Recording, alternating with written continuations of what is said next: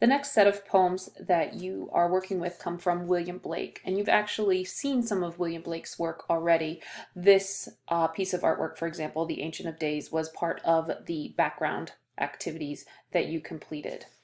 William Blake was many things: a poet, a painter, a printmaker, a mystic, a nonconformist, a radical. He was not conventionally educated. His parents did not force him to go to a conventional or traditional school. Essentially, he was homeschooled until about 10 when he was sent to drawing school. Blake showed a lot of artistic talent, and his parents, who were by all accounts very supportive, sent him to drawing school. And then at 14, he was apprenticed to an engraver. And Blake then did earn his living eventually as an adult through engravings. He was not hugely successful, but he was able to earn a living as an illustrator and as an engraver. Now, Blake himself does have a lot of similar characteristics if you compare his belief system to that of the other poets that we've worked with. He believed in imagination over logic, but his went a little bit further. He believed that inspiration and creativity did not come from outward observation, think the empiricism of the Restoration era, but rather from inner visions. He also believed in poetry for all, that poetry should be accessible for every person, for the common man, but he refused to compromise in order to gain popularity. All that makes Blake sound very much like the other poets that we've worked with, but in all honesty, Blake is one of the most interesting of the poets from this unit, but he is also one of the most bizarre. As a young child, and then through adulthood up even until his death, Blake had what he called visionary imaginations. The British Library calls this his intense personal mythology. And Blake would have visions, basically.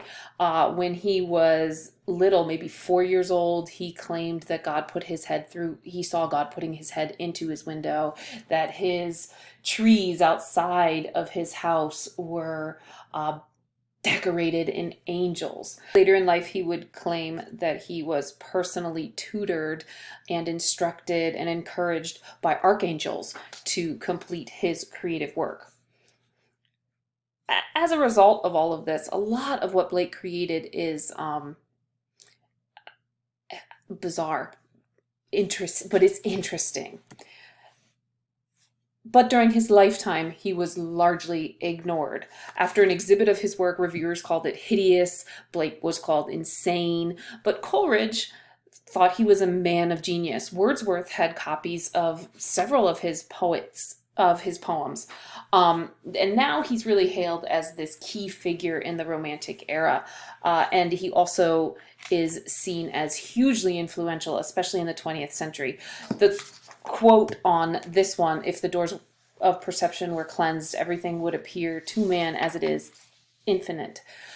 Huxley used that as inspiration, which then the Doors used Huxley's work for inspiration for their name. So there's a lot of connections between Blake and the contemporary world, to the point that it has its own Wikipedia entry: Blake's influence on contemporary life.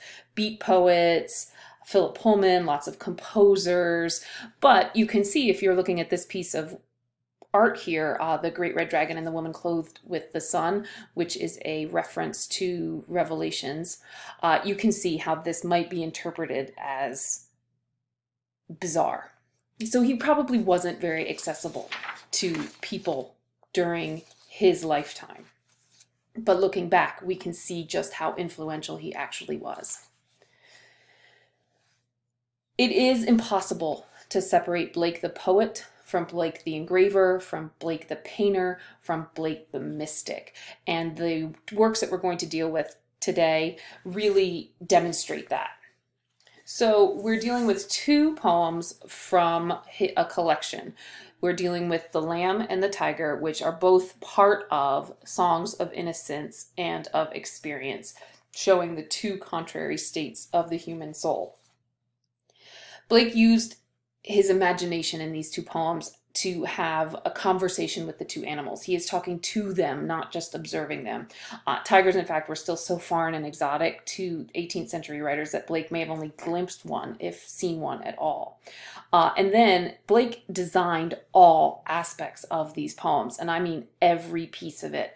Not only writing the words, but deciding what the words look like on the page, like creating his own font, if you will, and then also deciding on how they would be illustrated and then creating those illustrations himself. And then he even printed them. Remember, he was an engraver. He created the plates that would then print them, but he created the plates. He created this engraving technique that he claims was taught to him by his deceased brother's spirit. So there's really no way to separate Blake the poet from Blake the mystic, from Blake the artist. Worth taking a look at the supplemental resources page. There's a lot of links there that will give you the opportunity to really view some of his artwork. There's musical interpretations of Blake's poems, these two poems in particular. There are some videos explaining the connection between the text and the images. So like we've done before, I'm going to take you through a brief explanation of each of these poems. In this case, I've included the text of the poem as well as my sort of annotations or answer keys. The first one we're working with is The Lamb. A lot of Blake's poetry reflects his fascination with the Bible. In fact, a lot of his artwork reflects his deep religious views and his struggle to find answers to questions that have arisen from his faith. So in this one, you were really talking about songs of innocence and songs of experience. And by this point, you should have read Blake's views on those. And so you need to decide which one of these represents innocence and which one of these represents experience. So we'll start with The Lamb. Little lamb, who made thee? Dost thou know who made thee? Gave thee life and bid thee feed by the stream and o'er the mead, gave thee clothing of delight, softest clothing, woolly bright, gave thee such a tender voice, making all the vales rejoice. Little lamb, who made thee? Dost thou know who made thee? Little lamb, I'll tell thee, little lamb, I'll tell thee. He is called by thy name, for he calls himself a lamb. He is meek and he is mild, he became a little child. I a child and thou a lamb, we are called by his name. Little lamb, God bless thee. Little lamb, God bless thee. Okay, so it's important here to understand who the speaker is and who the speaker is speaking to. And when you read this, it has that sort of repetition that a nursery rhyme would have. And I think that that's a good comparison because really it's almost as if this is a young child speaking directly to a lamb and asking it a question. This child that's speaking wants to know who made the lamb. Who made you? Who gave you your soft wool? Who gave you a tender voice? Who made you? And then in the second part of the poem, our speaker answers that. He says, I'll tell you, I'll tell you. And now we have these two capital letters here, which were in Blake's original version, and should have been a big sort of aha moment for you. Our speaker is saying that it's God. God is the one who made the lamb. God is the one who gave you your soft clothes, and God is the one who gave you that tender voice, because he became a lamb of God. So he's really taking this sort of childlike view, right? That who makes the lamb? Oh, well, it's God that makes the lamb, and it's that sort of unquestioning acceptance.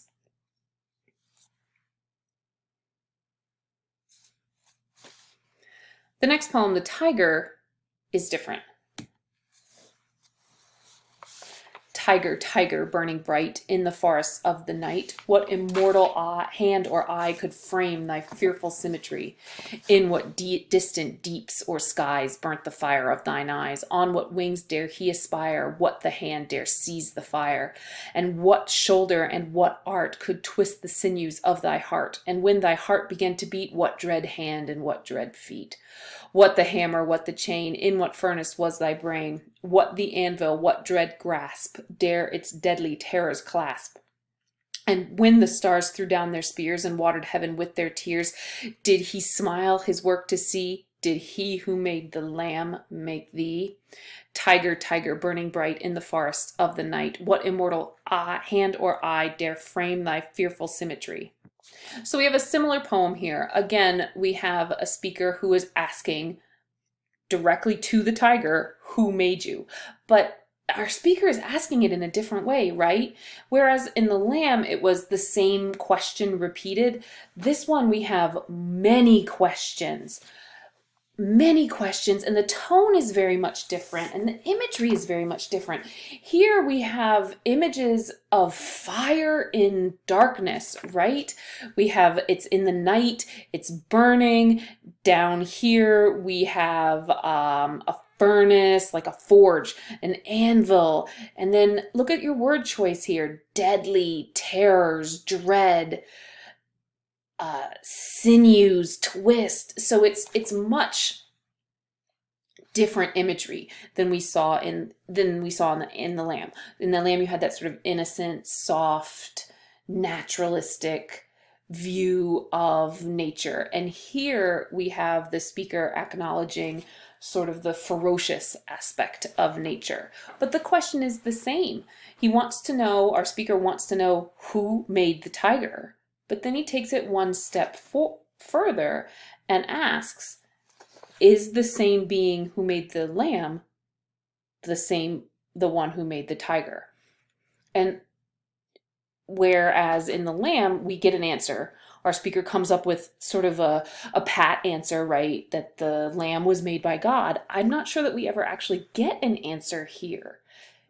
We keep having the questions, and it continues through the entirety of the poem. Look, it even ends with the question. So I think that this one represents Blake's struggle with understanding the world. He wants to know, the speaker here wants to know, and the speaker is clearly more experienced than the speaker of the Lamb, right? Because this one recognizes that there is fear and violence in the world, and so our speaker is asking, are they created by the same being?